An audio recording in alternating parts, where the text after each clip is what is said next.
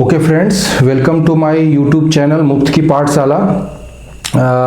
इसके पहले लेक्चर 1 में हम लोगों ने देखा था स्ट्रेंथ ऑफ मटेरियल की जो क्लासेस जो हुई उसमें लेक्चर 1 जो हुआ उसमें हम लोगों ने काफ़ी कुछ देखा था।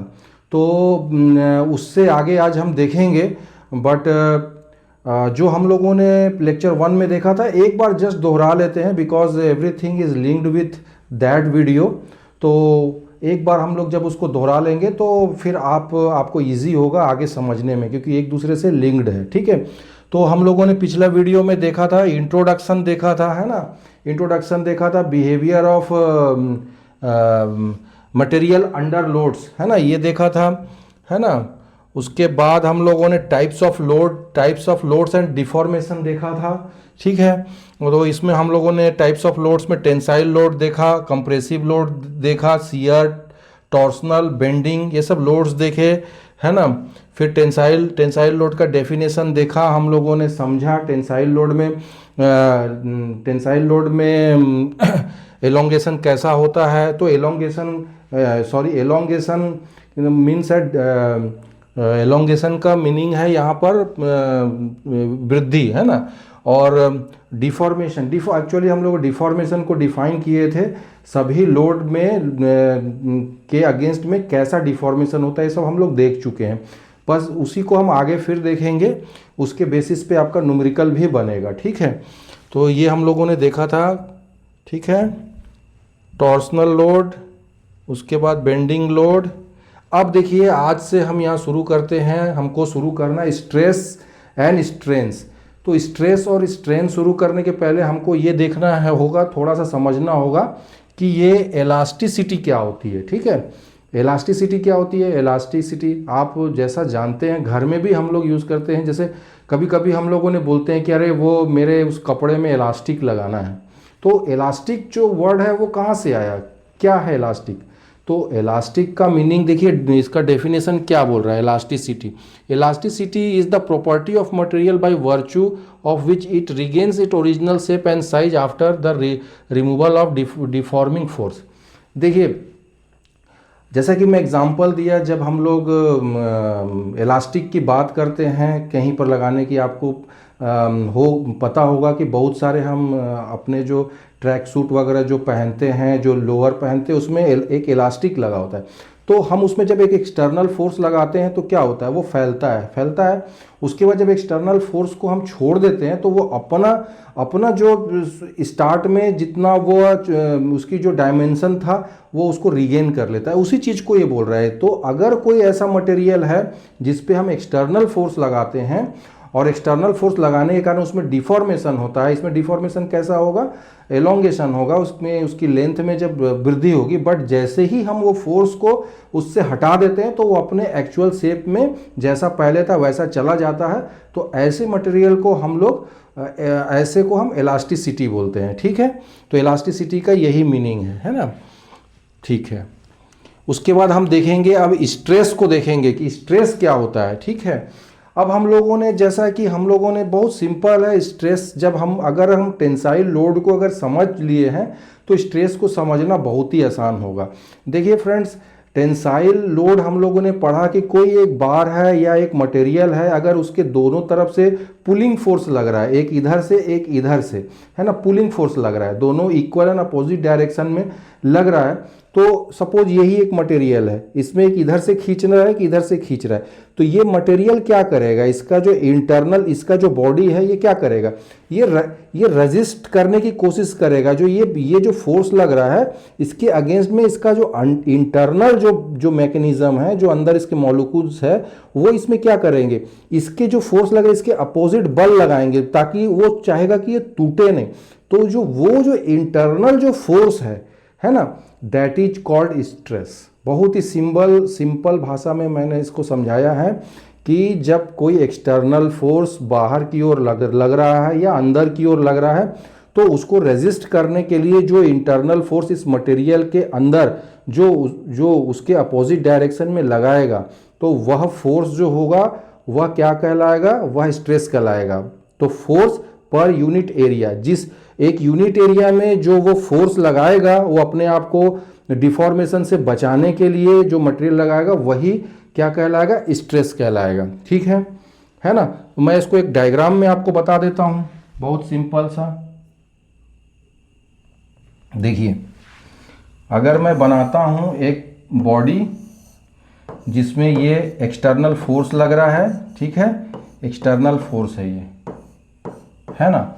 अब जब एक्सटर्नल फोर्स लग रहा है तो ये बॉडी का जो इंटरनल पार्ट है, सपोज ये हम ये एरिया को लेते हैं, ये इंटरनल पार्ट है। अगर ये एरिया को लेते हैं तो ये फोर्स क्या करेगा, ये जो खिंचाव हो रहा है इसके अपोजिट में ऐसा एक फोर्स लगाएगा, ताकि ये चाहेगा कि ये टूटे ना, ये आप पे डिफॉर्म ना हो। टूटना या चेंजेज इन शेप, डिफॉर्मेशन को मैंने समझाया था, चेंज इन शेप ना हो, इसके लिए ये अंदर से एक फोर्स लगाएगा। तो ये फोर्स जो लगाएगा स्ट्रेस, यही stress is equal to force upon area होगा। ये फोर्स को हम यहाँ P से दिखा देते हैं, कंफ्यूजन ना हो। ये जो फोर्स है या ये जो लोड होगा, जो ये इसके इक्वल एंड अपोजिट लगाने की कोशिश करेगा, वो पर यूनिट एरिया जो इस एरिया में लगाएगा वही स्ट्रेस कहलाएगा। ठीक है, तो स्ट्रेस बहुत सिंपल है, आप समझ गए होंगे कि स्ट्रेस क्या है। ठीक है, स्ट्रेस का यूनिट है, जैसे कि स्ट्रेस को डिनोट कर रहा है ना, सिग्मा से, F/A। ठीक है, F फोर्स है। ठीक है, चलिए इसको आप कंफ्यूजन ना हो, इसको P कर लीजिए और इसको F कर लीजिए, अब कंफ्यूजन नहीं होगा। तो ये F/A हो जाएगा। ठीक है, F/A हो जाएगा। ठीक है, तो ये क्लियर हो गया, ये P है, एक्सटर्नल फोर्स P है और इंटरनल फोर्स ये F है। तो तो ये क्या हो जाएगा, F/A। ठीक है, यही स्ट्रेस होगा, आपको इसको ध्यान रखना। इसकी यूनिट क्या है, न्यूटन पर मीटर स्क्वायर, है ना, या pascal. Newton per metre square और पास्कल बोथ आर इक्वल। क्योंकि पास्कल यूनिट क्यों पड़ा, बिकॉज ये एक साइंटिस्ट का नाम है जिन्होंने इसको डिराइव किया, इसीलिए अनुमान जो वैज्ञानिक किसी चीज़ की खोज करते थे या कोई डिराइव करते थे तो उनके ही नाम पे रख दिया जाता था कोई भी यूनिट, तो वैसे ही पास्कल रखा हुआ है। तो पास्कल इक्विवेलेंट टू क्या है, न्यूटन पर मीटर स्क्वायर। ठीक है, it is a tensor quantity. ठीक है, अभी टेंसर क्वांटिटी क्या है इसको हम आगे बहुत अच्छे से बाद में पढ़ेंगे, अभी इसकी ज़रूरत नहीं, बट फिर भी मैं बता दूं, यहाँ पर जब ये आया है तो मैं बता देता हूँ कि आप देखे होंगे कि क्वांटिटी जब आप फिजिक्स में भी पढ़े होंगे, मैकेनिक्स में भी पढ़े होंगे कि there are two types of quantity, है ना। एक होता है वेक्टर क्वांटिटी, एक होता है स्केलर क्वांटिटी। वेक्टर क्वांटिटी किसको बोलते हैं, जिसमें मैग्नीट्यूड और डायरेक्शन दोनों होता है, और स्केलर किसको बोलते हैं, जिसमें ओनली मैग्नीट्यूड होता है but the direction is absent. तो जब ऐसा जो क्वांटिटी होता है उसको हम वेक्टर बोलते हैं और उसको स्केलर बोलते हैं। बट ये जो टेंसर जो है ये क्या होता है, देखिए इसमें मैग्नीट्यूड भी होता है, डायरेक्शन भी होता है, बट डायरेक्शन जो होता है वो मल्टीपल डायरेक्शन होता है। ठीक है, तो इसको बहुत ही डीपली बाद में समझेंगे, अभी इतना ही समझिए कि ये जो है टेंसर क्वांटिटी है। ऑब्जेक्टिव में अगर कहीं आता है तो आप इसको लिख सकते हैं। ठीक है, तो ये बोल रहा है एक सिंगल वर्ड में, it arises to resist the deformation. मैं आपको बताया कि स्ट्रेस क्या होता है, जो जब हम एक्सटर्नल फोर्स जब लगाते हैं तो इसके इंटरनल फोर्स जो इस जो एक्सटर्नल फोर्स को रेजिस्ट करता है, इसको बचाने की कोशिश करता है डिफॉर्मेशन से, वही अंदर जो फोर्स लगता है पर यूनिट एरिया, उसी को हम लोग स्ट्रेस बोलते हैं। ठीक है, वेरी क्लियर, ओके। अब देखिए टाइप्स ऑफ स्ट्रेस भी वैसा ही है जैसे टाइप्स ऑफ लोड है। जब टेंसाइल फोर्स के कारण जब कोई स्ट्रेस पैदा होगा, स्ट्रेस का मैंने समझा दिया कि internal force to resist the external force per unit area is called stress. तो जब कोई टेंसाइल फोर्स लगेगा और उसको रेजिस्ट करने के लिए जब कोई इंटरनल फोर्स लगेगा तो उसको हम लोग टेंसाइल स्ट्रेस बोलते हैं। ठीक है, वेरी सिंपल। व्हेन, है ना, यही चीज को ये लिख रहा है। ठीक है, इसमें पुलिंग फोर्स आएगा, इसमें मटेरियल इलोंगेट होगा, पहले भी जान रहे हैं, इसमें मटेरियल इलोंगेट होगा मतलब उसकी जो डायमेंशन वृद्धि होगी। ठीक है, अब दूसरा हम देखेंगे कंप्रेसिव एंड शियर स्ट्रेस। तो कंप्रेसिव स्ट्रेस भी हम लोगों ने पहले देखा था, जब उसमें पुलिंग फोर्स लगेगा, जब कोई बार है या कोई मटेरियल है उस पर equal and opposite pulling force लगेगा, तो वो मटेरियल क्या होगा, कंप्रेस होगा, उसमें शॉर्टेन होगा, उसका लेंथ तो शॉर्टेन होगा। तो जब ये external force compressive in nature होगा तो उसके अंदर का जो मटेरियल, जो इंटरनल जो मटेरियल है वो उसको रेजिस्ट करने का कोशिश करेगा, ताकि उसको शॉर्टेन नहीं होने देने का कोशिश करेगा। तो that internal force per unit area is called क्या, क्या बोलेंगे, कंप्रेसिव स्ट्रेस। ओके, ठीक। उसके बाद शियर स्ट्रेस। तो शियर स्ट्रेस को भी मैंने पढ़ाया था, बताया था। शियर फोर्स में मैंने पढ़ाया था कि शियर फोर्स क्या होता है। देखिए, जब दो जो force parallel to each other equal and opposite direction में लगते हैं, तो उसके कारण जो डिफॉर्मेशन होता है उसी को हम शियर फोर्स बोलते हैं। तो शियर फोर्स कैसे एग्जांपल दिया था मैंने, बोला था एक पेपर लीजिए, उस पेपर को एक फोर्स इस तरफ, एक फोर्स इस तरफ जब आप लगाएंगे पैरेलल टू ईच अदर, तो वो क्या होगा, बीच से फट जाएगा, शियर होगा, वो उसी को शियर बोलते हैं। और इसको रेजिस्ट करने के लिए जो वो पेपर अंदर से जो एक फोर्स लगाएगा, कि वो चाहेगा कि मैं इसको फटने नहीं दूं, ठीक है ना, तो वो जो फोर्स होगा वो that is internal force, that is called the shear stress per unit, shear stress force per unit area. तो बहुत क्लियर है, अब आप मुझे लगता है समझ ही गए होंगे।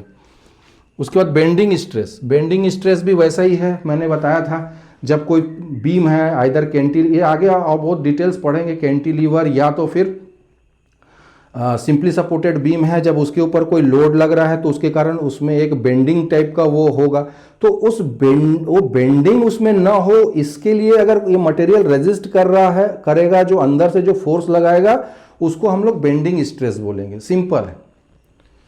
वैसे ही टॉर्सनल स्ट्रेस है, जब किसी में ट्विस्टिंग मूवमेंट होगा, जब ये ट्विस्ट होगा, इसको ट्विस्टिंग से नहीं होने देने के लिए मटेरियल अंदर से जो फोर्स लगाएगा उसको ही हम लोग फोर्स पर यूनिट एरिया को टॉर्सनल स्ट्रेस बोलेंगे। ठीक है, चलिए, ये क्लियर हो गया।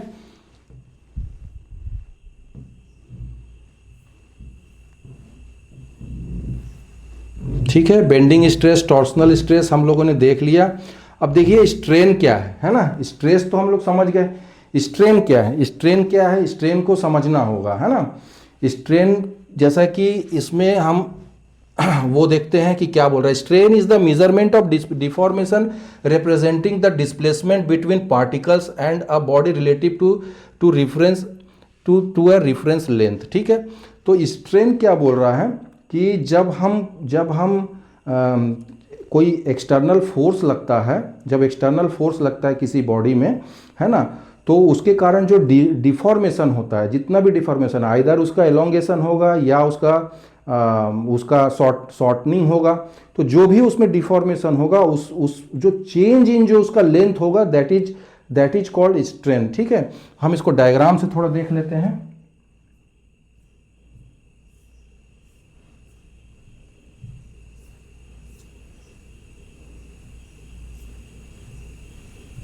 देखिए, ये बॉडी है, सपोज इस पे फोर्स लगा, एक्सटर्नल फोर्स, हम लोग इसको P से डिनोट किए हैं।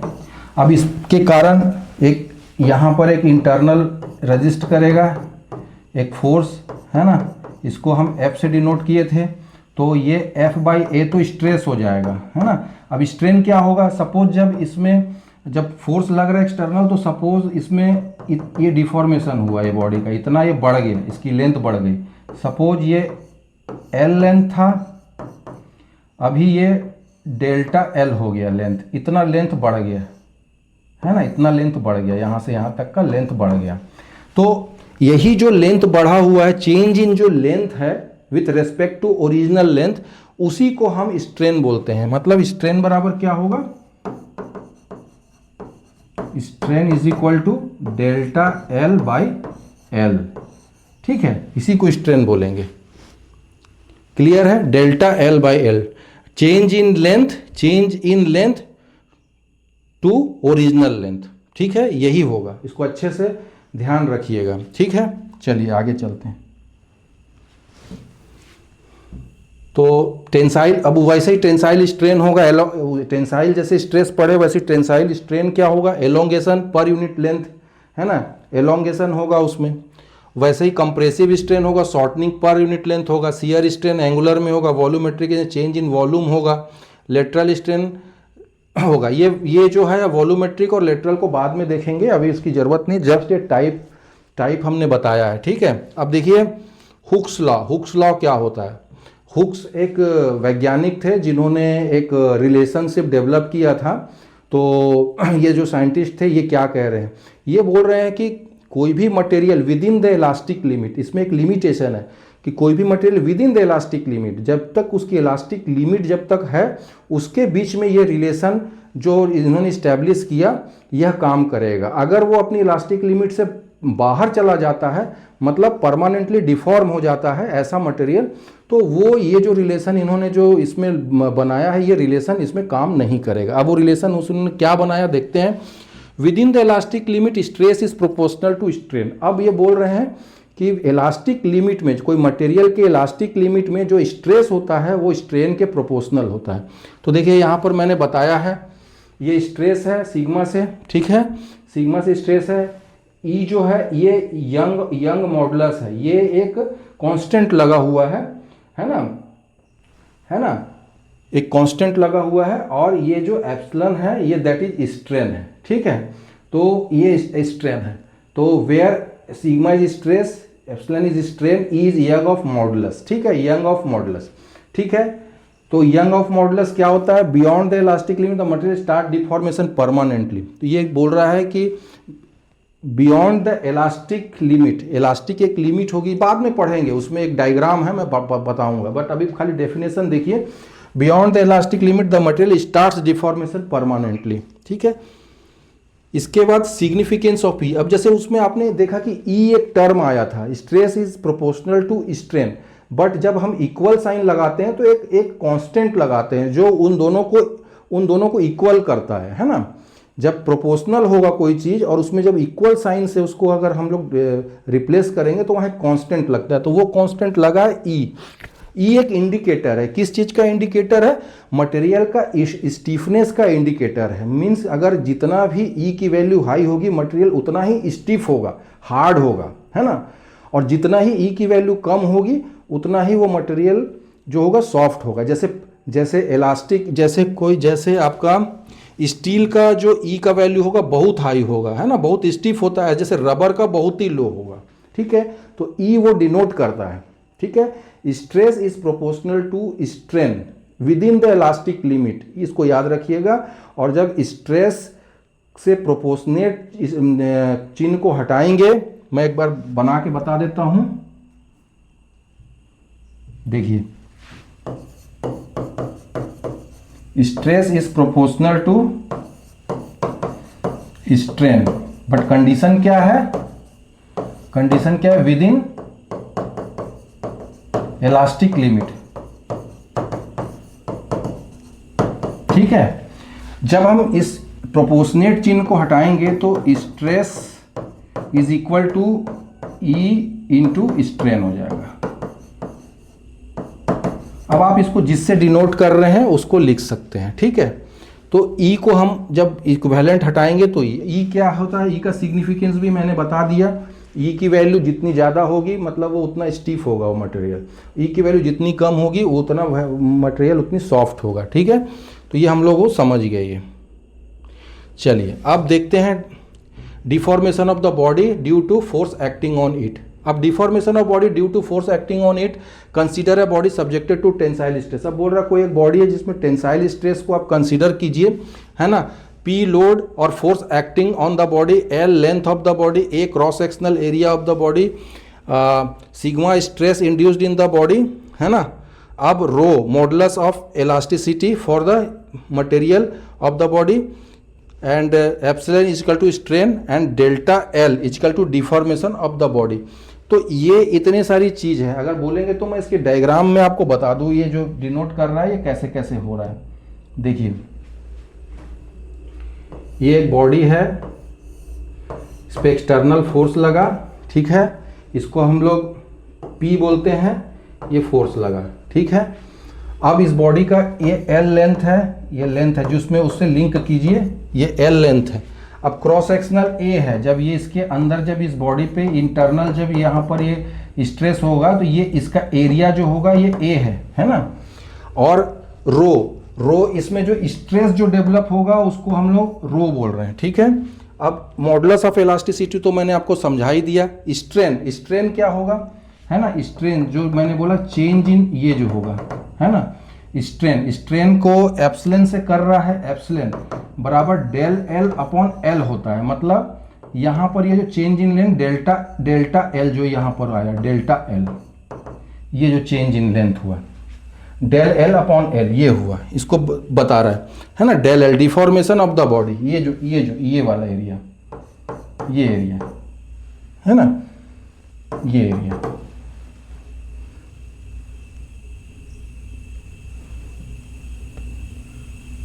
ठीक है, तो ये एरिया है ना। तो ये आपको क्लियर हो गया, ठीक है। इसी पे न्यूमेरिकल बनेगा, न्यूमेरिकल हम आगे देखेंगे, ठीक है, कि न्यूमेरिकल कैसे है इसमें, ठीक है।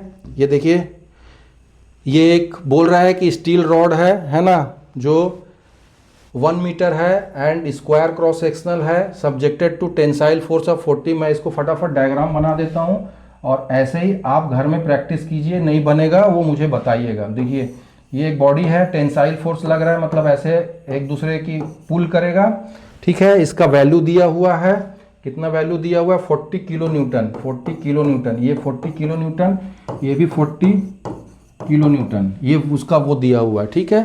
अब इसमें लिख रहा है कि क्रॉस सेक्शनल 20 × 20। अब ये यहाँ जो है ये बार है ना। तो जब हम साइड व्यू से देखेंगे तो ये ऐसा दिखेगा। तो ये बोल रहा है 20 mm और 20 mm। जब इसका एरिया निकालेंगे तो इसका स्क्वायर या रेक्टेंगल का एरिया क्या होगा, 20 × 20, ये इसका एरिया हो जाएगा, ठीक है। अब उसके बाद लेंथ ऑफ रॉड बोल रहा है, ये रॉड है, ये रॉड है, इसका लेंथ बोल रहा है, ये लेंथ कितना बोल रहा है, 1 मीटर है। 1 मीटर बराबर इसको mm में चेंज करेंगे तो 1000 mm हो जाएगा, ठीक है, यही बोल रहा है ना। अभी टेंसाइल फोर्स तो मैं निकाल दिया। अब मॉडुलस ऑफ इलास्टिसिटी, ई की वैल्यू दिया हुआ है, ई बराबर देखिए, ई की वैल्यू दिया हुआ है 200 GPa, जी मतलब गीगा पास्कल। तो गीगा का मीनिंग क्या होता है, जब गीगा को जब पास्कल का मीनिंग तो न्यूटन पर मीटर स्क्वायर हो गया। पहले हम लोग पढ़े हैं कि newton per metre square is equal to pascal, but giga को जब हम कन्वर्ट करेंगे न्यूटन तो इसमें 10⁹ से हमको मल्टीप्लाई करना पड़ेगा, गीगा का जो फैक्टर होता है, ठीक है। तो ठीक है, अब ये मीटर स्क्वायर को जब आप mm में चेंज करेंगे तो 10⁶ से इसको डिवाइड करना होगा, ठीक है। mm को इसको कन्वर्ट करें, आप देख लीजिएगा, अगर कोई दिक्कत होगा तो कमेंट बॉक्स में लिखिएगा। तो ये इतना आ जाएगा। अब क्रॉस सेक्शनल ए को मैंने बताया तो यहाँ 400 आ जाएगा, 400 यूनिट क्या है, mm में है, तो mm स्क्वायर हो जाएगा, है ना, ठीक है, ये हो गया। अब अप्लाई द फॉर्मूला, इसमें इलोंगेशन निकालने बोल रहा है। देखिए, इसमें बोल रहा है कि ये यहाँ वृद्धि हुआ है, बोल रहा है इतना बढ़ गया है। तो ये जो चीज़ है इसको हम डेल्टा एल से जो डिनोट करते हैं, यही डेल्टा एल निकालना है। तो देखिए, हमने एक रिलेशन बनाया था, stress is proportional to strain, है ना। स्ट्रेस क्या होता है, P/A, stress is proportional to strain, E × del L/L, ये होता है। अब यहां से आप देखिए डेल एल निकालना है, डेल एल बराबर क्या हो जाएगा, ये ऊपर आएगा P × L upon P × L, है ना, P × L, है ना, अपॉन A × डेल एल, ये फॉर्मूला हो जाएगा। जब इस फॉर्मूला को आप अप्लाई करेंगे, है ना, देखिए PL upon A × E, sorry, हाँ, ये सॉरी, ये L नहीं होगा, ये E हो जाएगा, ये E,